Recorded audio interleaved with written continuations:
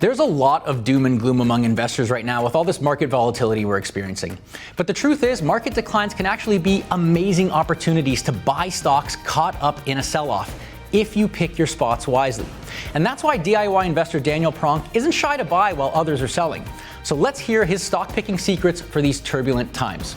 You're watching Inside Investing.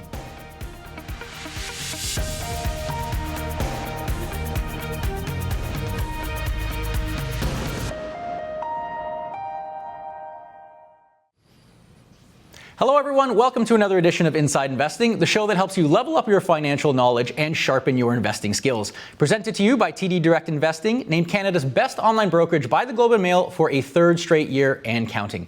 I'm your host, Rob Moise. We got a fantastic and timely show lined up for you here today. We're going to hear one DIY investor's secrets to picking stocks during turbulent markets, and we're also going to hear why he feels this is the best way to actually buy stocks in the market. Buying the dip, dollar cost averaging, something else. What is that secret? We're going to hear all about that as well. Plus, we're going to answer your questions on stock picking and market volatility in our live Q&A session later in the show, so stick around for that. But for now, let's get things rolling here. Joining us is DIY investor Daniel Pronk. He shares his approach to picking stocks to over 270,000 subscribers on YouTube. And he's also the author of the book, The Fundamentals of Investing.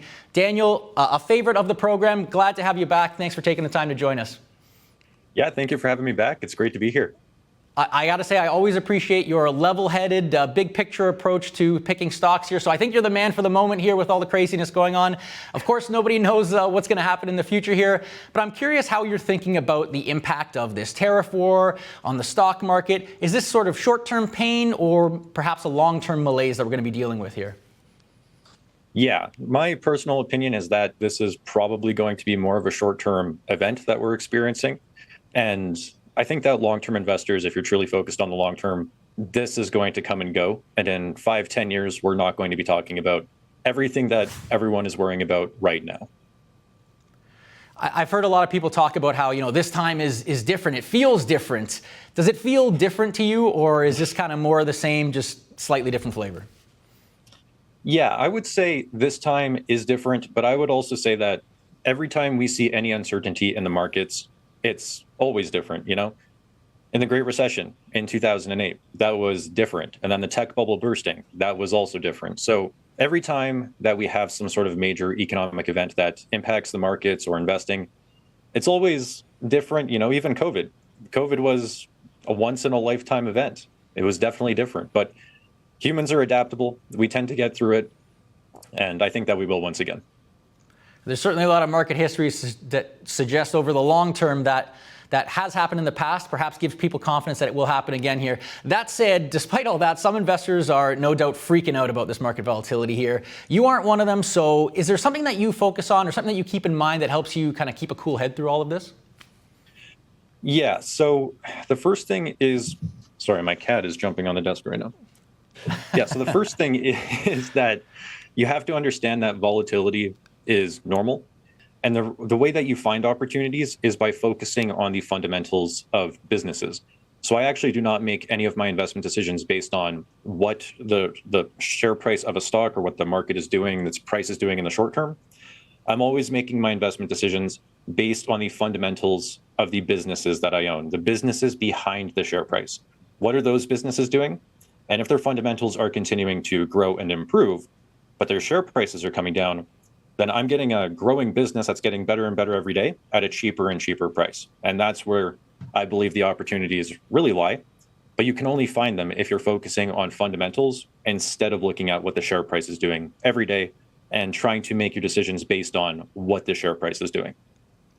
Okay, so don't get sucked into the mania of the moment here. But that said, is there anything that you're sort of keeping your attention on in the news cycle these days that kind of can help inform your investing decisions, perhaps? I do pay attention to what's going on in the news, but I don't necessarily let it influence my investing too much. Like if there's a news event that may potentially impact the fundamentals of the businesses that I own, then I would be more concerned about it. But I don't think that any of the macro events going on right now are going to impact the businesses that I own and their fundamentals over the next 10 years. Like maybe we'll see a hiccup where growth slows down, or maybe a business that I own goes through a period where maybe its earnings decline for a few months or a year or something like that.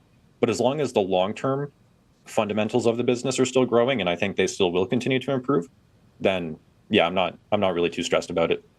Okay, so we're going to hear obviously more about your approach to spotting some of those hidden gems, if you will.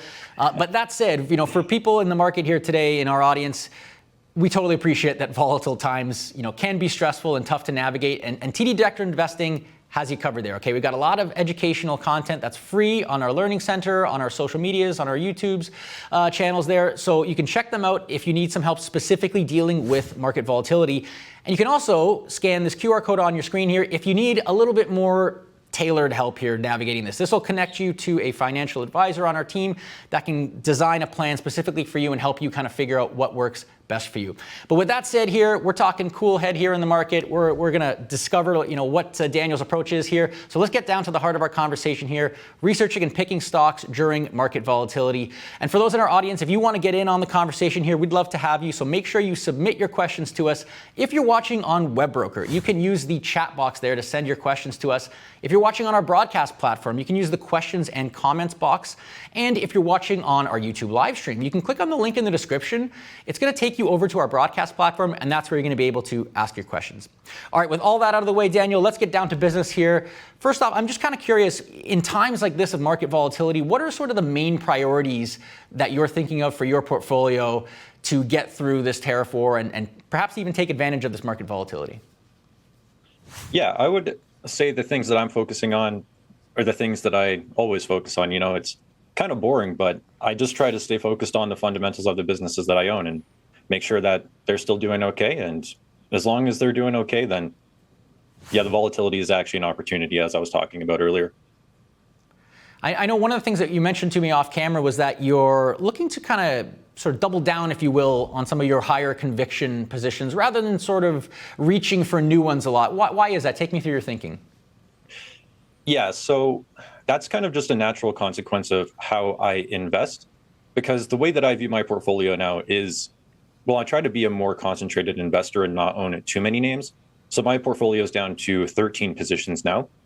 And how I try to view it is, if I'm ever going to be adding a stock to my portfolio, it has to be increasing the overall quality of the portfolio. Therefore, I have to weigh every new investment decision against everything that I already own.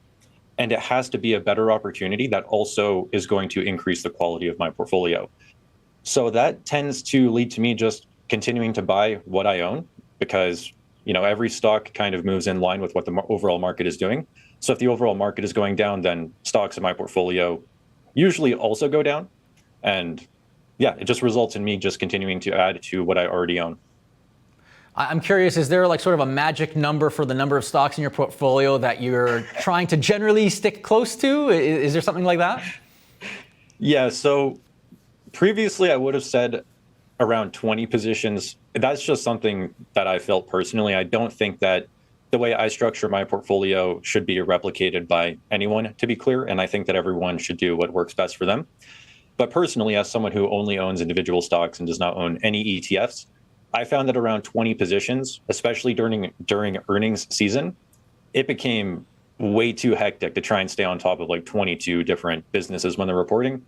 So I went through a consolidation phase in my portfolio over the past about 2 years, and I knocked it down to 13 positions that I feel extremely confident in now.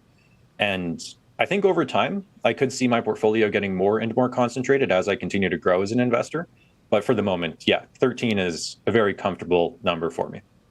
I've heard others mention 20 being sort of the upper limit of the threshold, generally speaking. So I think you're sort of in line with that, and then to bring it down even further now. But in any case, you've talked a lot about being a fundamentals guy. So let's talk about some of the fundamental metrics that you're paying close attention to here during this market volatility that can potentially help you spot some buying opportunities here. And the first one that we have on your list here, it's actually a 2-for-1 special, folks. Price to operating cash flow and price to free cash flow. How are these metrics helping you spot potential opportunities, Daniel? Yeah, so the main way that I use these metrics, I'll just talk about both of them at once for now. I like to take a look at how a business is currently being valued versus its history. So for example, Amazon is a stock or a business where I think that the operating cash flows make the most sense to focus on, and therefore price to operating cash flow makes the most sense to focus on. So I'll take a look at how is Amazon being valued today relative to its operating cash flows, or in other words, what is its current price to operating cash flows? Then I'll take a look at how the market has historically valued that stock based on that metric. And I believe right now, Amazon is trading for around 15 to 16 times operating cash flows. Its historical average has been around 23 to 25. So currently, it seems like the market is offering quite the discount on Amazon if you're taking a look at that metric. There's a lot more factors that you have to go through, right? But that's how I would use, in general, price ratios. Now, the difference between price to free cash flow and price to operating cash flow is I use the operating cash flow metric on businesses that are currently going through large capital expenditure cycles, because the price to operating cash flow and operating cash flow in general is a metric that you see before capital expenditures are subtracted. Free cash flow is the calculation is literally operating cash flow subtracting capital expenditures equals free cash flow. So if a company like Amazon or Google is going through a massive period where they're spending tens of billions, if not hundreds of billions of dollars on capital expenditures, then that's going to lower free cash flows dramatically and not really give you an accurate representation of how much cash the business could generate for you as the shareholder. So it really just depends on what the business is doing. And since these businesses are all going through large CapEx cycles, then right now I think that operating cash flows make more sense to focus on. And that would be the difference between the two. Right. Okay, that makes sense. And are there certain industries that it generally makes sense to focus on one of those metrics versus the other? For those two metrics specifically, I wouldn't say it's very industry specific. It's more so business specific. So if a business is going through a high CapEx cycle, I'll swap over to price to operating cash flow to get a better view of how the business is being valued and how much cash it can potentially produce. Typically, though, more mature businesses don't go through large CapEx cycles. So yeah, free cash flow to work better on those. But yeah, those two metrics kind of just depends on the business. But there are different metrics, which I think we might get into, but the price to earnings ratio, for example, earnings tends to be a much more stable and consistent metric on companies like banks and financial businesses. Like a good example would be one like GoEasy. That business, its earnings are much, much more stable and consistent than any free cash flow metric, just due to the nature of the business, since it's a lender, and banks are also basically lenders as well. So lenders, typically their free cash flow metrics are absolutely all over the place, and you're not going to gain any valuable insights by taking a look at the cash flow statements, even on these types of businesses. So for financials types companies, lending type businesses, earnings make a lot more sense. And for those ones, I would focus on earnings and PEs instead. Okay, so well, thanks for clarifying that distinction for us, because I think a lot of times investors struggle with, which valuation metric should I be paying attention to here, right? So it's a good little feather in their cap there to help them out here. But of course, we are going to get to a lot more metrics here. We got another one on your list here, and this is gross margin. This is one that you're also watching pretty closely these days. Why do you think this is such an important one? What sort of trend are you looking for there? Yeah, so the gross margin is an important metric because, well, what you want to see first off is for it to be consistent and or rising.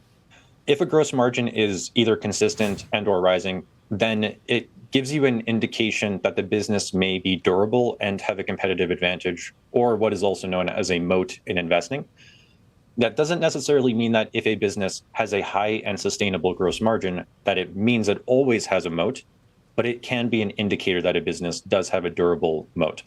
So I do like to see businesses where their gross margins are high, steady, or growing, ideally.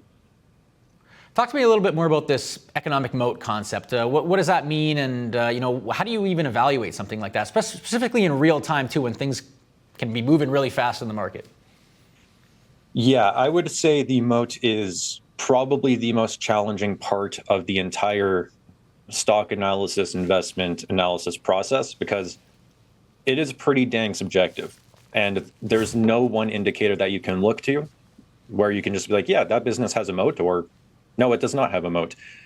It's kind of just gathering all of the pieces of the puzzle and trying to get to the best conclusion on if you think it does or does not. What a moat is basically the company's ability to fend off competition and protect the business's profits. So as an investor, and definitely as a public shareholder of businesses, what actually creates and grows shareholder value is a business making money and returning that capital back to shareholders. So what you want in a business is for it to be able to sustain and grow its profits over the long term. And a moat is quite literally what allows a business to do that. So a moat is incredibly important when you're investing over the long term. And yeah, it's very challenging to know for certain if a business does have a moat.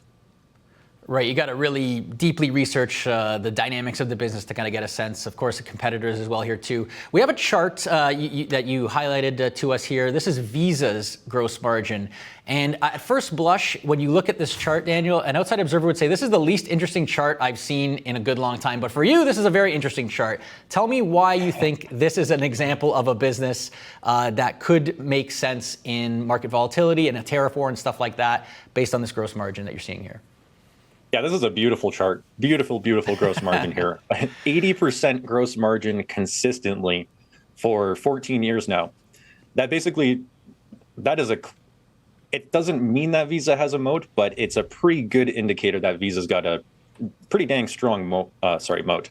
So yeah, high gross margins, that also suggests the business is incredibly profitable. Visa is a very highly profitable business. I think that it's got an incredibly strong moat as well. So yeah, just taking a look at gross margins and seeing a very consistent gross margin like that can definitely give you an indicator that the business is pretty dang strong. Okay, good stuff. We got another metric on our list here. This is one that you're keeping a close eye on as well. You mentioned it earlier, you teased it to us. This is price to earnings ratio, a common one for a lot of folks. But what sort of trend are you looking for here that can help you spot like a potential buying opportunity, particularly in a volatile market like this?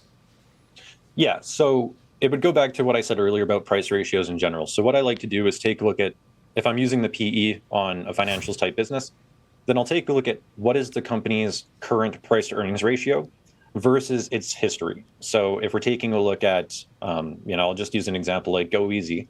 That business's price to earnings ratio is currently quite a bit below its historical averages, which could indicate that the stock could be offering value. Now, with all things in investing, there's no one metric that's going to tell you whether a stock is a buy or a sell. So that definitely does not mean that the stock is a buy. It could just be an indicator that it could be offering value. So I like to take a look at businesses where they're currently selling below their historical average multiples, because again, it can just be a great indicator that it could be offering value to investors.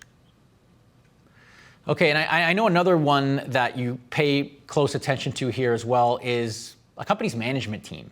Right? Like, I mean, you're paying attention to that at all times, but what are you specifically listening for from a management team in times like this that would either give you the confidence to invest in the stock or stay invested in it, or steer clear of it completely?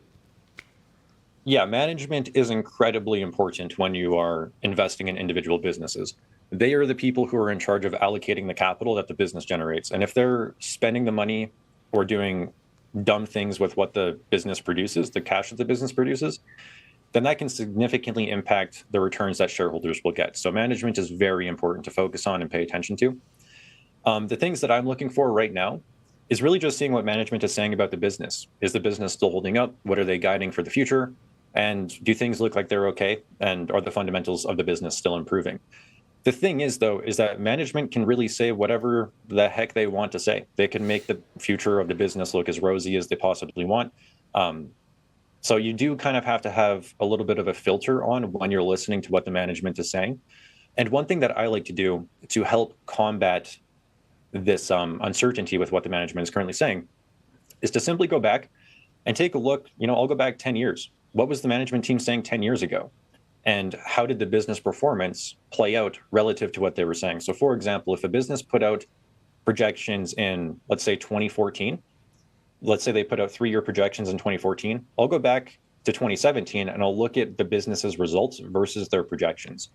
And if the business has a history of meeting or beating their historical projections like consistently, then I can have much more faith that what they're saying today is probably going to end up playing out and to be true, if not actually play out better than what they're even saying today. So all of the businesses that I own in my portfolio today have management teams where the historical projections that they have put out were either met or exceeded. And therefore, once again, I can have faith that what they're saying today is probably going to end up being true. Right. Talk is cheap. Track record matters most, especially in times like this when a little bit of certainty is required here. Okay. Appreciate you filling us in on some of those metrics that you're watching here, Daniel. I want to take a little bit of a pause in the action here because I got a little bit of fun for the audience. Who doesn't love trivia? And I got a trivia question for you folks here. So I checked this morning. The S&P 500 index, it's down roughly 4% on the year. But I'm curious if people know what is the average intra-year decline that the S&P 500 index has experienced between 1950 and 2020. Is it about 4%, 9%, 14%, 18%? Big range of numbers there. We're going to reveal the answer in just a moment here, but Daniel, I'm wondering, can you give our audience a hint perhaps on what you think that the answer might be? I think it's double digits. Okay, double digits. That's I think that would come as a surprise to a lot of people because the S&P 500 has gone up 3 out of 4 years on average or something like that.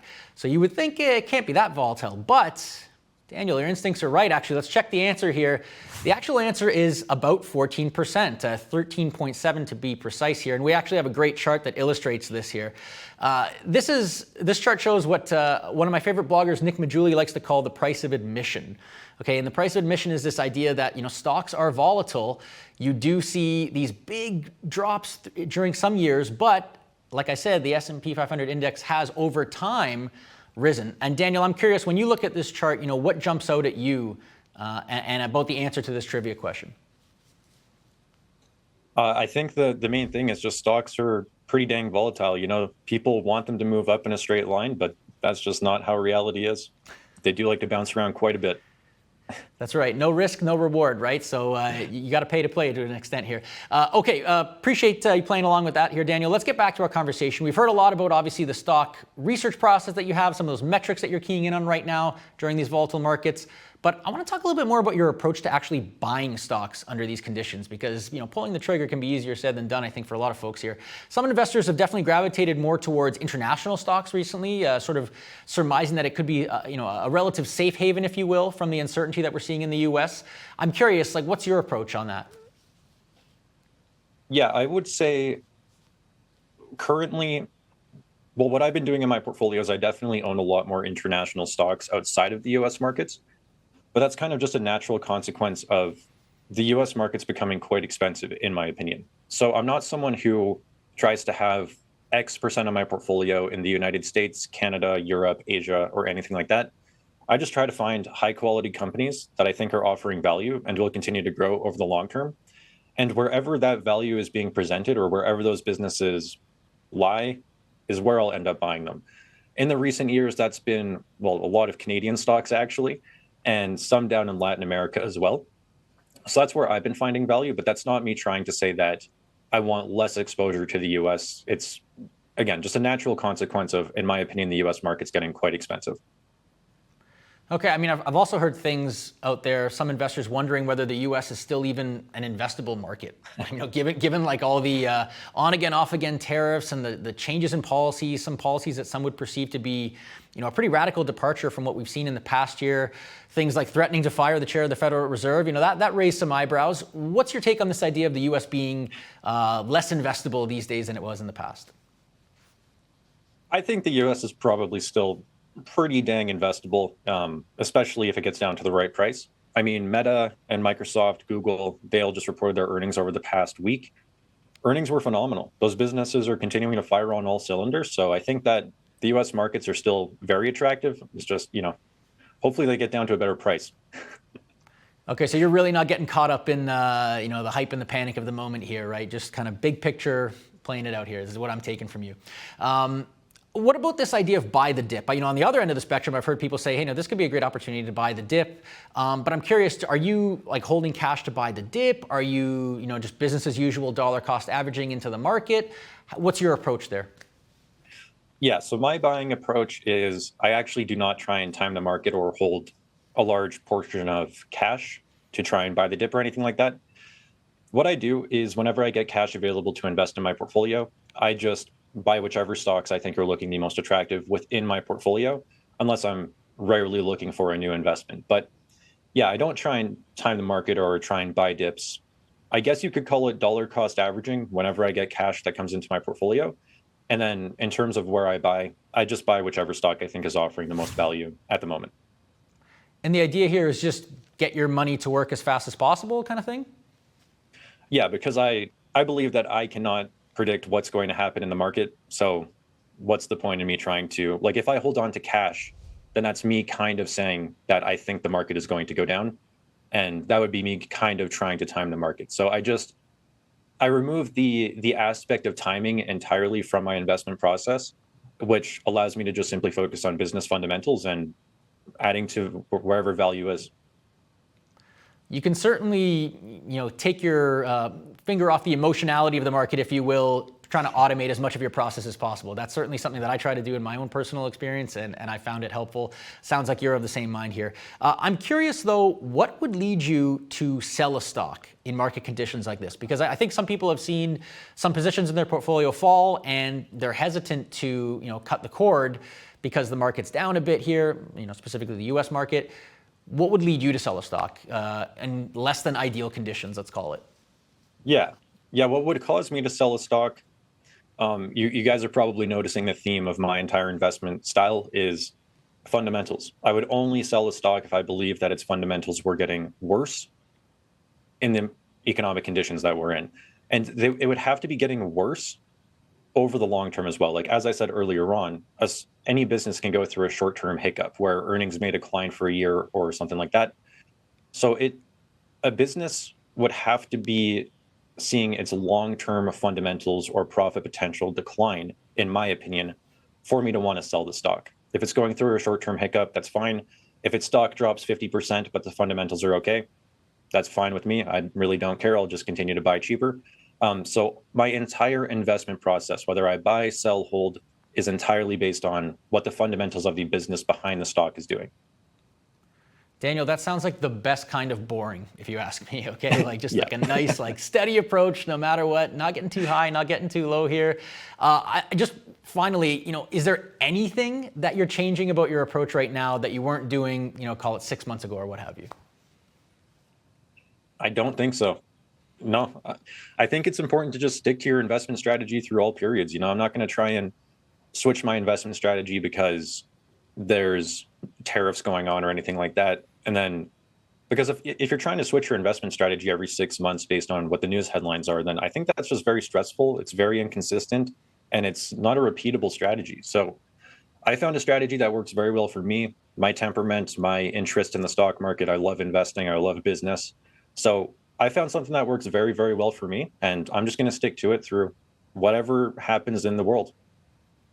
Well, perhaps this moment gives other investors an opportunity to kind of do a little bit of self-reflecting and find that strategy that works for them, that they can stick to in the same ironclad way that you are. Thank you for filling us in on your process there, Daniel.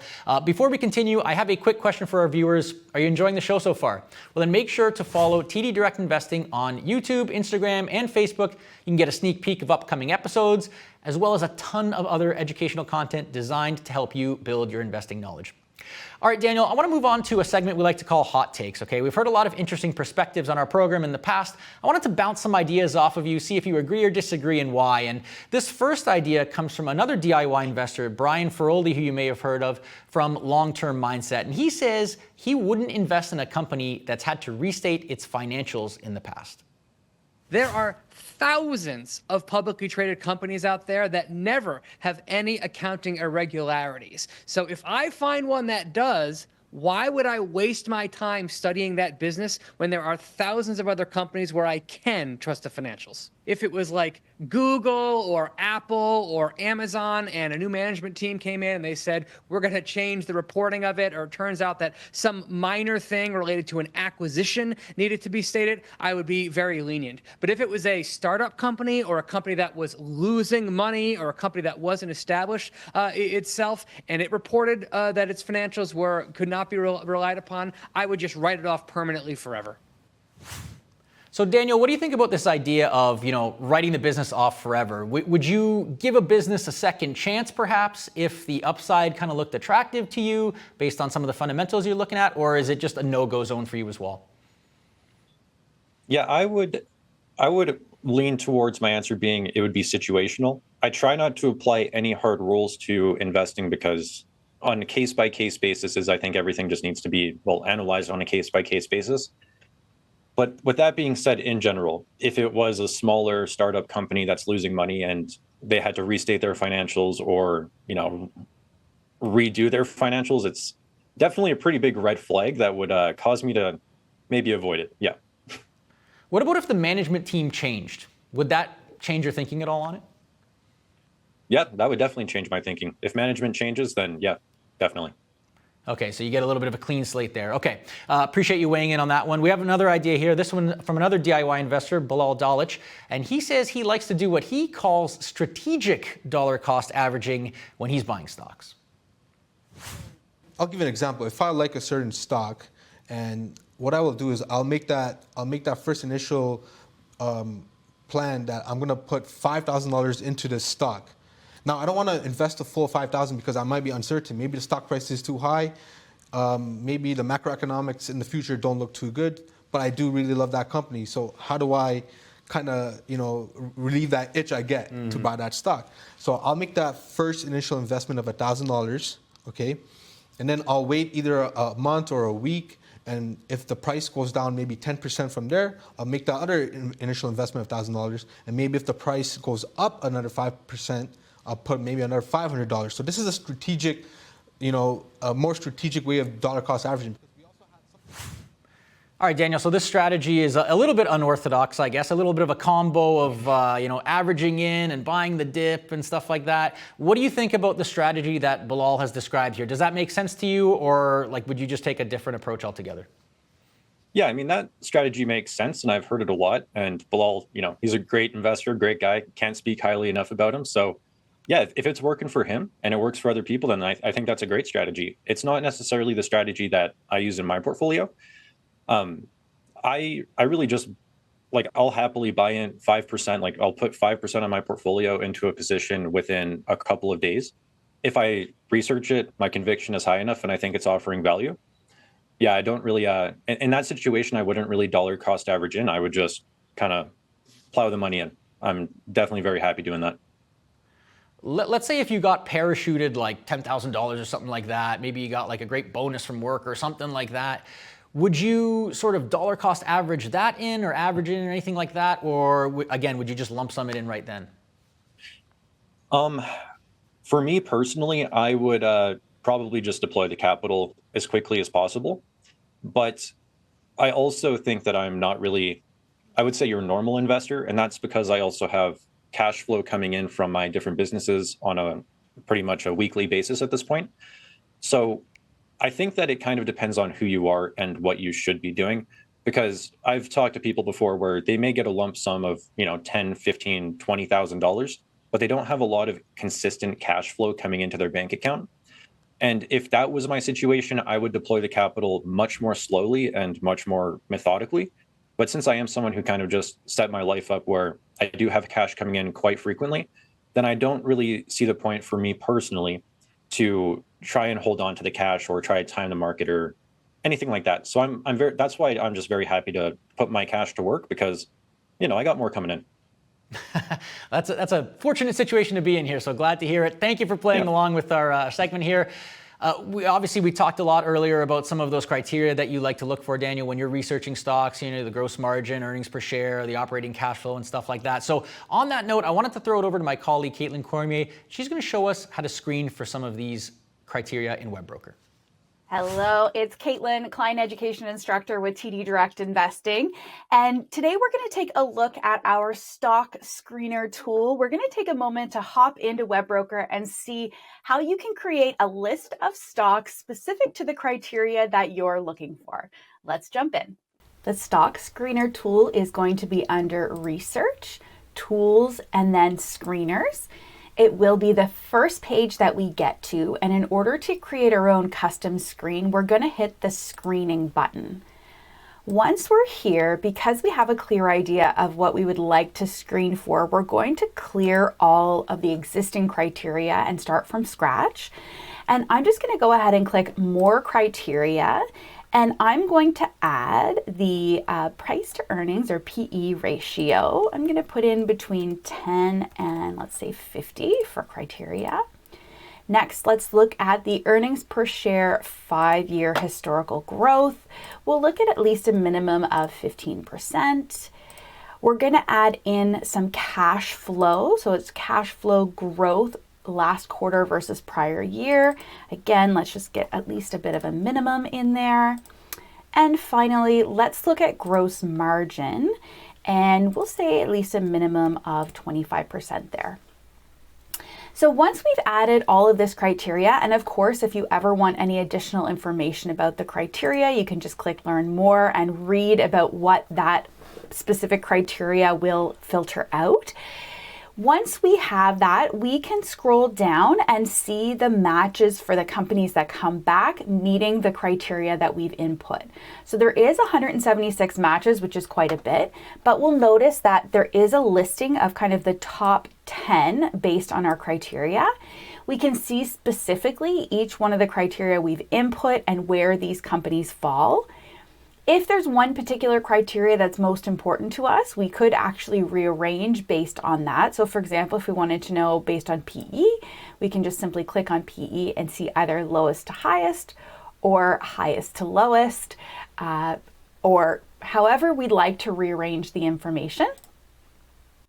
We can also click on any of these companies to learn more about them. So once we click on their name, we'll have a little pop-up here. We can go to their website, see more information, or actually kind of understand where they fall within all of the other results as far as the criteria we've chosen. All right, thanks for that, Caitlin. And Daniel, again, appreciate you joining us here today to talk through your research process here, picking stocks during market volatility. We're gonna have to leave the interview portion of our conversation there, but we're not done yet, okay? We're gonna open the floor and take some questions from our viewers. So are you ready to hear what our audience wants to know more about here? Yeah, let's do it. All right, well, Sumita's got a question for us, and she's saying, does the number of shares outstanding have any influence on stock performance? Yeah, absolutely. That has a huge impact on stock performance. The share price of a business is directly tied to how many shares outstanding or how many shares that business has. So if the shares are going down, then that actually puts upward pressure on the stock price.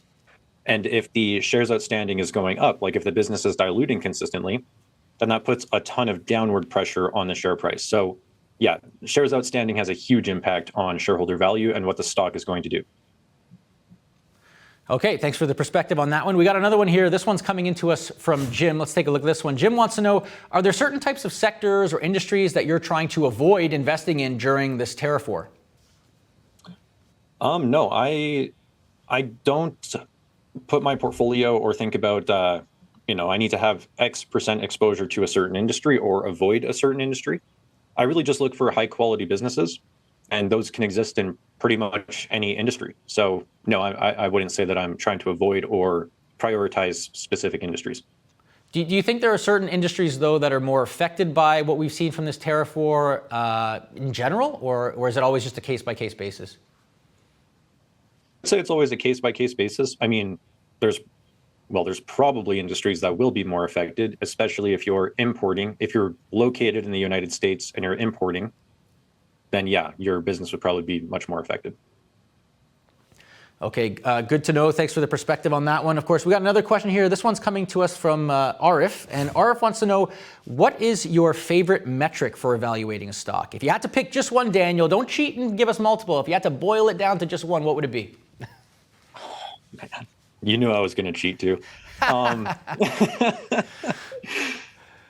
Just one. That is extremely challenging. The real answer is there's no one metric that's going to tell you if a stock is good or bad. But you're putting me on the spot, so I would say price to free cash flow. Price to free cash flow. Okay, and just tell us why. Expand on that thought a little bit. I think that not for every stock, but for most stocks, it's going to give you the most accurate representation of how the business is being valued relative to the profits it produces. And as I said earlier on, profits are what create shareholder value. So yeah, I think it's just the best metric to know how the business is being valued, essentially. Okay, well, I mean, like you said, there's no, silver bullet to find like the best stocks or anything like that. But one that you take to heart there, the price of free cash flow. Thank you for that one. We got another question coming into us from Melissa. Melissa wants to know, do you ever use technical analysis to time your stock buying and selling? No, I do not use any technical analysis. It is not a consideration of mine at all. It's entirely fundamentals. And if I think the fundamentals of the business are strong, and if I'm getting good value for my money, then I'm completely okay to buy into it, regardless of what technicals are doing. Do you have any thought on the merits of technical analysis? I know some people think it's just like lines on a page type kind of thing. It doesn't mean anything. Some people swear by it. Where do you stand on that spectrum? I would say I don't have any strong opinions on technical analysis. I've seen people use it and it work, but I find that it's more for, if it is going to work, it's probably more for short-term trading, like swing trading, buying in and out of stocks quickly. For long-term fundamental stuff, I just don't really find it useful personally. Okay, so there's one opinion on that long-standing debate. I'm sure it will continue to rage, but interesting to get your thoughts there. Zane has a question for us. Zane wants to know, how long do you think you need to be willing to hold a stock before you would consider buying it? Well, I try to buy businesses through the stock market with no expiration date in mind. So for me, my intention of every investment is to hold it, well, hopefully forever. That doesn't usually turn out to be the case because things change. But I go into a stock, hopefully hold with the plan to hold on to it for as long as I can, if not forever. Is there, I guess maybe the flip side of that question would be, is there a minimum time that you would need to hold a stock before it's kind of like not worth it? I don't think so. No. I think it goes back to the same thinking. Yeah. I guess if you were going to hold on to a stock short term like that, it would probably be due to you thinking it was extremely undervalued, and the market would correct that undervaluation maybe within like the next 1 or 2 years. In that scenario, maybe. Yeah. Right. That's kind of more of almost like not a momentum play, but like, almost like a long-term, short-term trading opportunity sort of thing, I guess, to put it some way. Okay, yeah, good to get your thoughts there. Preet has a question for us here. Preet wants to know, why would anyone want to invest in the U.S. stock market now with so much uncertainty, talk of a major recession, possibly coming here? Why wouldn't you just wait till things calm down a bit? What do you think about that, Daniel? I think this is a fantastic question. I think this is probably the question. But the answer for me is you have to be willing to buy into the uncertainty and into all of the fear, because stocks bottom and the market bottoms. If you go back and take a look at all of the historical bottoms of the S&P 500, for example, the market bottoms when fear and uncertainty is at its absolute peak. So when things look like they're going to continue getting worse and everyone's freaking out, everyone is scared, that's actually when you get the best deals. That's when stocks are their cheapest. So therefore, for you to get the highest returns and find the best opportunities, you have to be someone who's willing to buy into the uncertainty and into the fear. So that would be my response. And usually, like, there's no indicator that exists that's like, hey, everyone, it's time to go buy stocks. Let's do it. Like, that just doesn't happen. And by the time that things actually start to improve and people start feeling more comfortable and the news headlines change, the market could have already recovered 30, 40, 50%. In 2008, Buffett actually wrote about this, Warren Buffett, and he said he was buying on the way down. And he wrote an article titled Buy America, I Am. And he was buying US stocks on the way down during the financial crisis when things looked like they were going to get worse. And what he said is, if you wait for things to start looking better, you're going to completely miss the opportunity because things will have already recovered by then. So for you to take advantage of the best opportunities, you actually have to be willing to buy into that fear and all of the uncertainty. Right. How does that expression go? You got to buy when there's blood in the streets. Pretty graphic, picture to paint there. But that idea that you have to be willing to take some risk if you're going to be investing in stocks.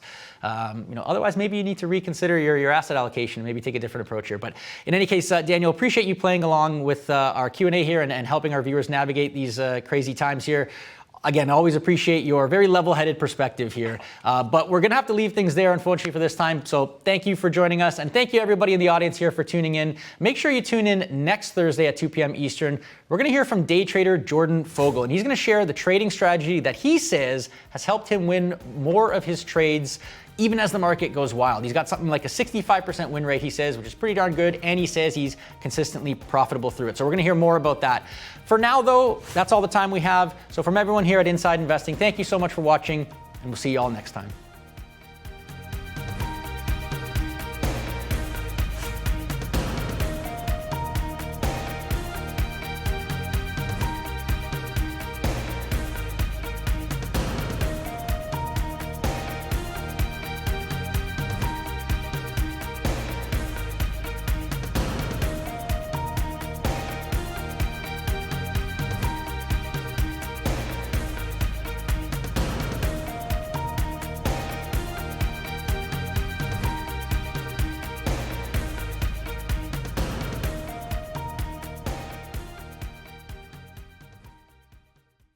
Have more questions? Check out the links to the right and in the description below.